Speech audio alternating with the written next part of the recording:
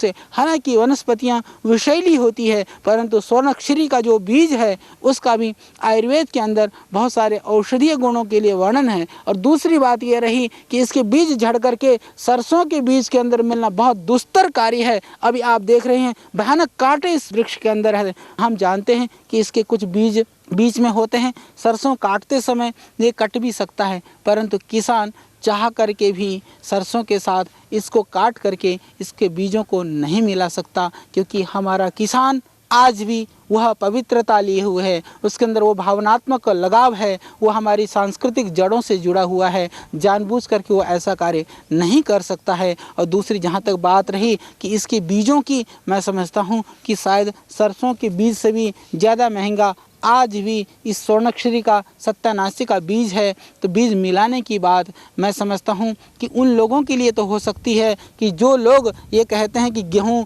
पेड़ों में उगता है, उन लोगों के लिए बात सिरे चढ़ सकती है। जो खेत से, खलिहान से और ज़मीन से जुड़ा हुआ कोई भी व्यक्ति इस बात को स्वीकार नहीं कर सकता है। तो मैं आपको जानकारी दे रहा था सत्यानाशी, यानी कि सब रोगों का नाश करने वाला, सत्यानाश करने वाला एक ऐसा पौधा, उसके संदर्भ में तो यह अत्यंत रक्त शोधक है। रक्त संबंधी जितने भी विकार हैं उनका यह सत्यानाश करता है। यह आपके नेत्र रोगों के लिए, आपके प्रमेह रोगों के लिए, धातु रोग के लिए और आपकी कमजोरी के लिए और आपकी नपुंसकता के लिए यह सत्यानाश करने वाला है। इसीलिए शायद हमने इसका नाम दिया सत्यानाशी। और यह पूरे देश के अंदर पाया जाता है। ये इसके अंदर बहुत भयानक कांटे भी होते हैं।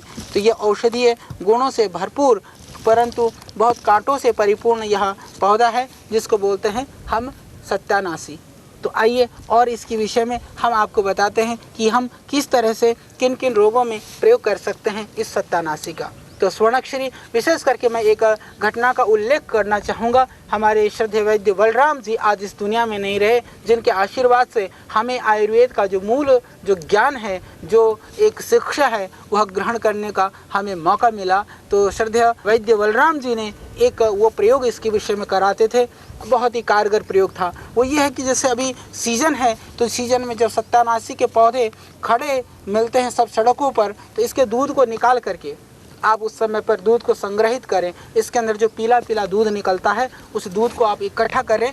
दूध को इकट्ठा करके फिर उस दूध के अंदर आप रुई को भिगो दें, अच्छी तरह से भिगो दें। भिगोने के बाद में उसको आप उसकी बत्ती बना लें, रुई की बत्ती बना करके, जिस तरह से आप बाती जलाते हैं उस तरह से उसकी बत्ती बना करके, और उसमें गाय का शुद्ध घी होना चाहिए। शुद्ध घी में आप उसको दीपक बना लें। दीपक बना करके, हालांकि इस दूध को आप 2, 3, 4 बार यदि सुखा देते हैं उसके अंदर, रुई के अंदर, तो बहुत ही अच्छा रहेगा।